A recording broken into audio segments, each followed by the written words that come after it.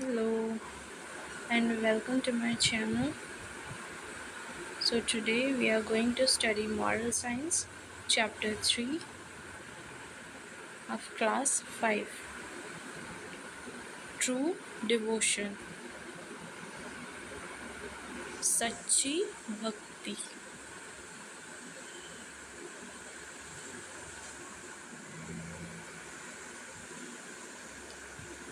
Brahma अर्पणम Brahm Mahavir, Sarah recited her prayer that her mother had taught her. She always recited this prayer before eating any meal. तो सारा pray करने लगी, ठीक है, prayer बोलने लगी और वो खाने से पहले हमेशा प्रे करके खाती थी, ठीक है। She always recited this prayer before eating any meal. Then she looked at her plate and shouted. और फिर जब सारा का प्रेयर ख़त्म हो गया तो जब वो अपने प्लेट की तरफ देखती है तो वो शाउट करती है, yucks, vegetables and roti, you know that I don't like to eat veggies. और फिर बोलती है कि वेजिटेबल एंड रोटी, सब्ज़ी और रोटी, you know that I don't like to eat veggies. आपको पता है ना, मुझे वेजीज खाना, वेजिटेबल्स खाना पसंद नहीं है। She pushed the plate away and asked for some pastries.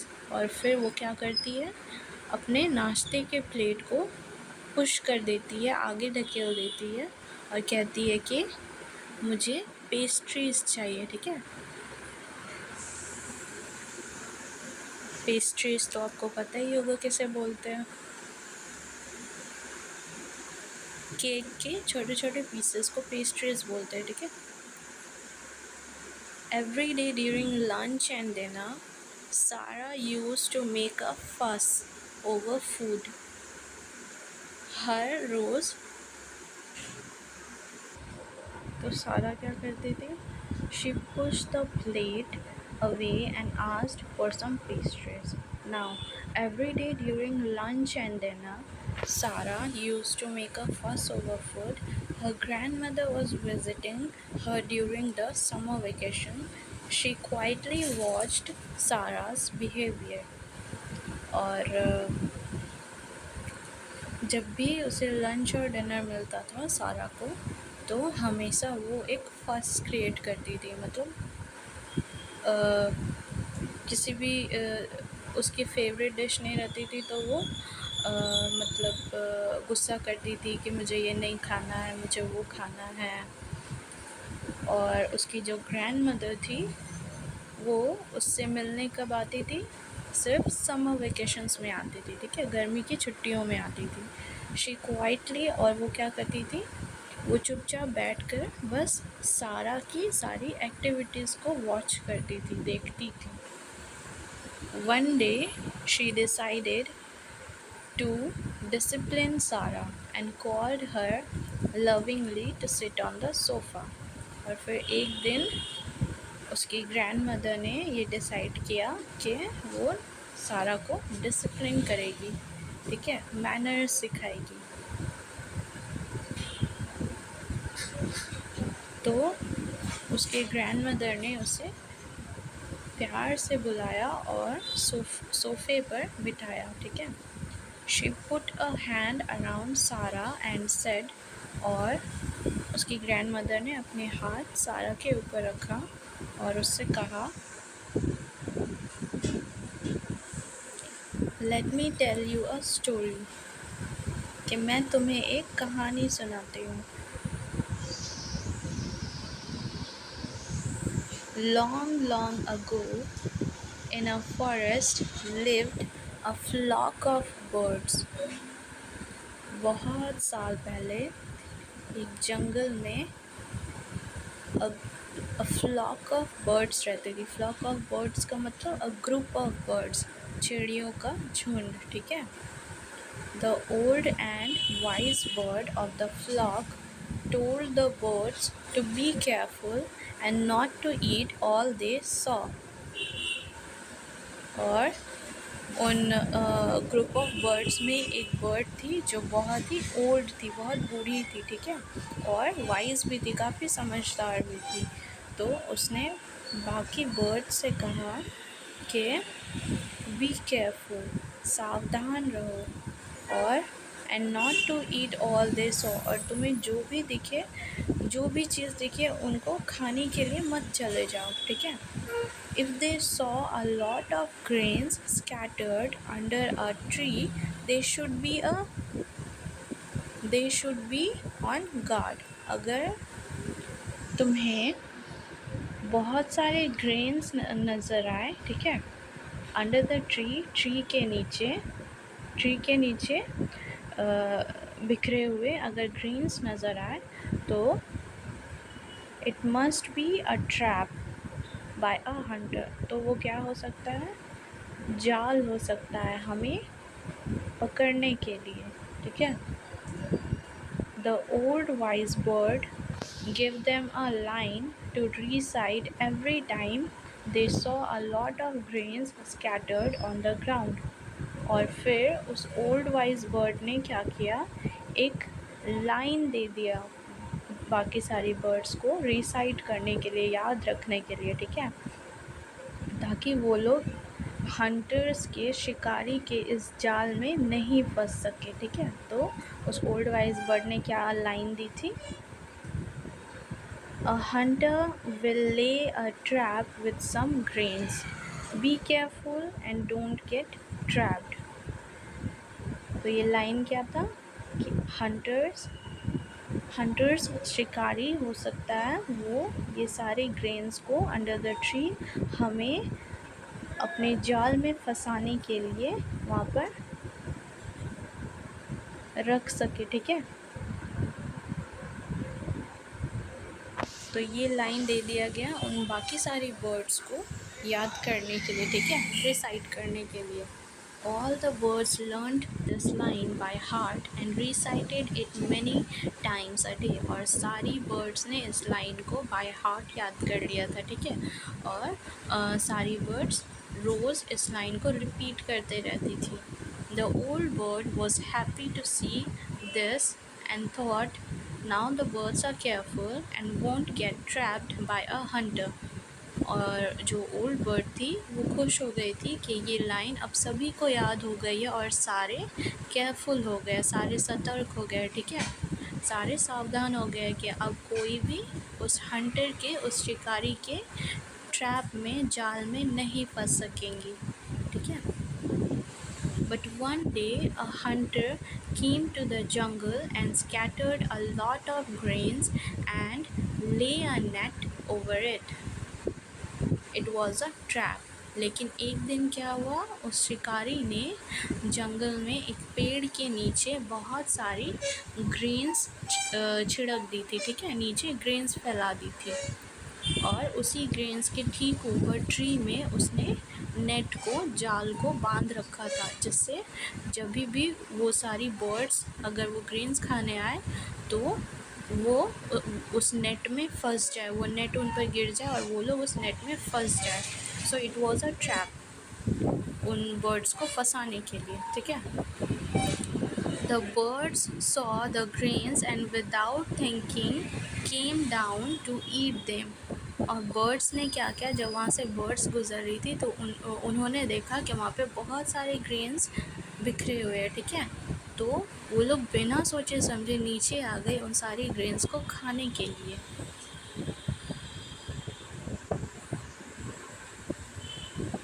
See, here it had shown in the picture, they are eating the grains, all the birds, and this hunter trapped them। So all of them said together, a hunter will lay a trap with some grains, be careful and don't get trapped। और फिर जब वो लोग सारी grains को खाने लगी तो फिर उन्होंने एक साथ ही ये लाइन बोला, ठीक है।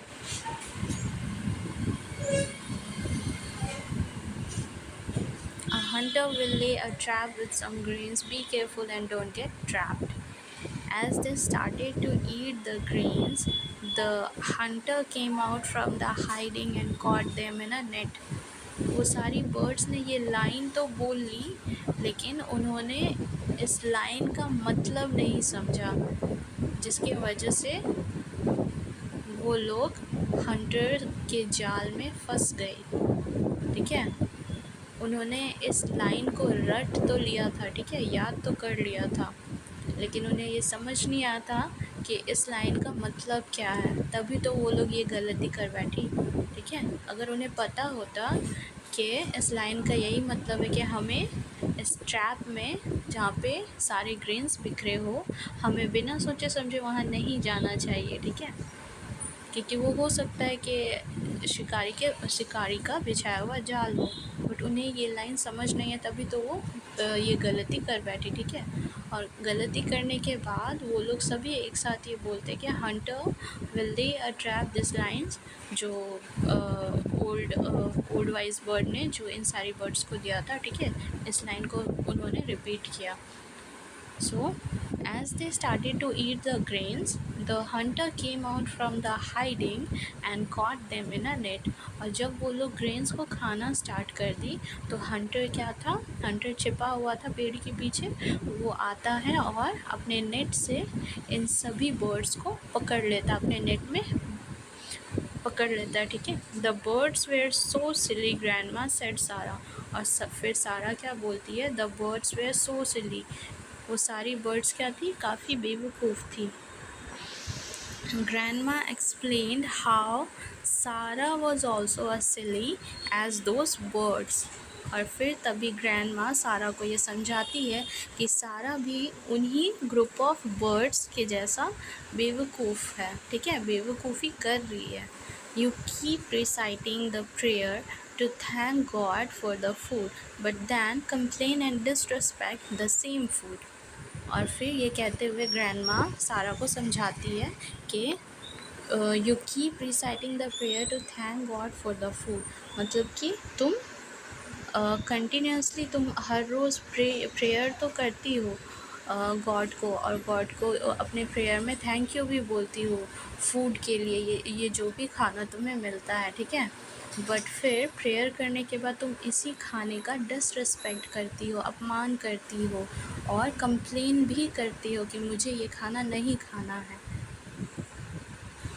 Grandma told Sara to understand the prayer she is saying, और तभी ग्रैंडमा ने उसे ये समझाया कि जो भी प्रेयर तुम बोलो उसे समझ कर बोलो, ठीक है। तुम प्रेयर में थैंक यू बोल देती हो गॉड को, लेकिन गॉड की मदद से जो तुम्हें खाना मिलता है तुम उसको डिसरिस्पेक्ट करती हो उसी प्रेयर के बाद। तो हमें वही प्रे करना चाहिए जो हम करते हैं, ठीक है।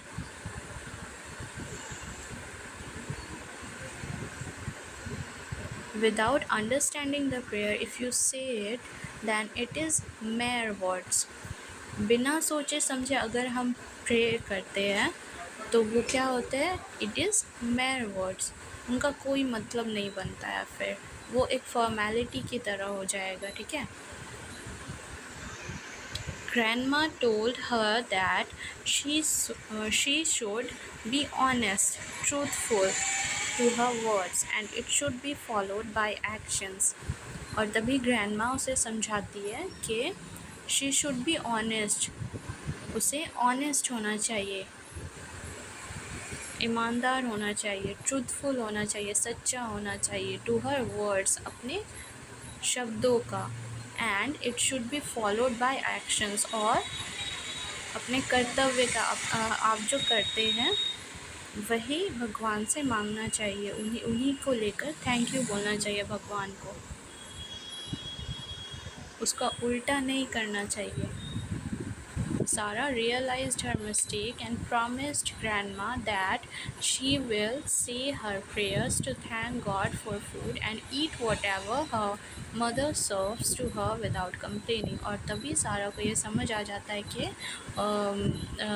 और वो उसे रियलाइज़ हो जाता है और वो अपनी ग्रैंडमा से कहती है कि अब वो दोबारा ये मिस्टेक कभी नहीं करेगी और उसकी मम्मा जो भी उसे खाने में सर्व करेगी वो बिना कंप्लेन और बिना डिसरिस्पेक्ट किए उसे खाएगी और गॉड को थैंक यू भी बोलेगी.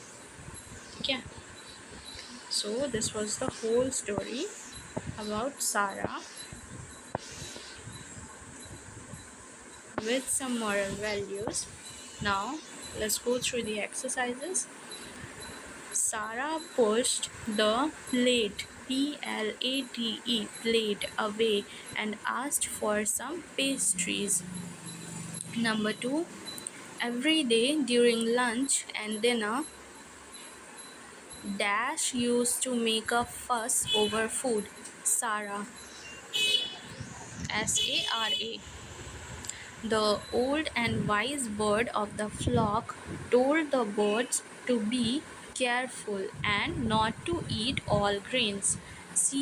Careful, careful. Grandma told Sarah to understand the meaning of the prayers. She is saying, Grandma, Grandma, Grandma. Sarah realized her mistake, mistake, and promised Grandma to say her prayers to thank God for food. Now, section B, true, false. Write T for true and F for false. True किसके लिए लिखेंगे हम लोग? T for true किसके लिए? जो sentence सही है. ठीक है. और फॉल्स जो गलत है. Sarah recited her prayer and ate food quietly. False. Grandma scolded Sarah for refusing to eat vegetables and roti. False. The birds simply recited the lines given by the old bird. True. Before the hunter could catch the birds, they flew away. False. You only need to recite the prayer even if you do not know its meaning. False. Now, section C, read the following statements and say who said it to whom. Number 1, yucks, vegetables and roti. You know that I don't like to eat veggies. Who said this to whom? Sarah said this to her mother. Let me tell you a story. Who said this to whom?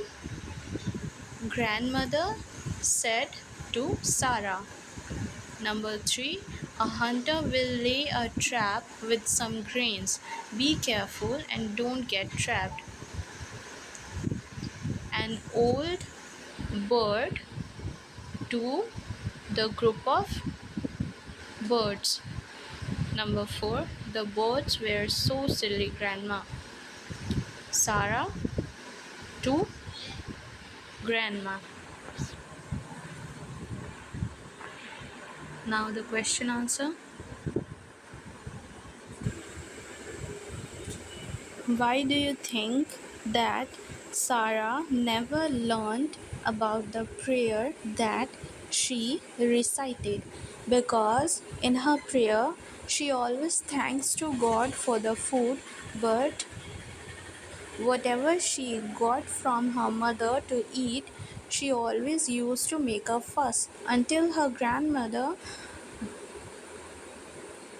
taught her the meaning of a prayer. Number 2, what advice did the wise bird give to the flock of birds? The advice that the wise bird gave to the flock of birds was not to fall for such grains which were scattered under the tree. It may be a trap by hunters. Number 3, how did the birds get trapped by the hunter? They saw so many grains scattered under the tree and forgot the advice of the old bird and went down to eat the grains and got caught by the hunter. Number 4. Why should we understand the words of the prayers we recite? We should understand the words of the prayer we recite because it would be pointless to just recite words. It is not enough for God to hear you. Prayers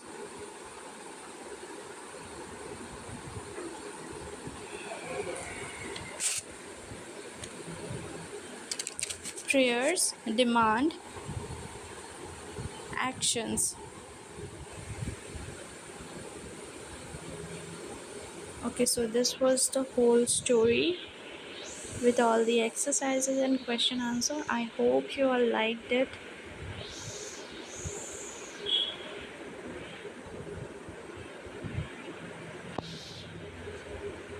Okay,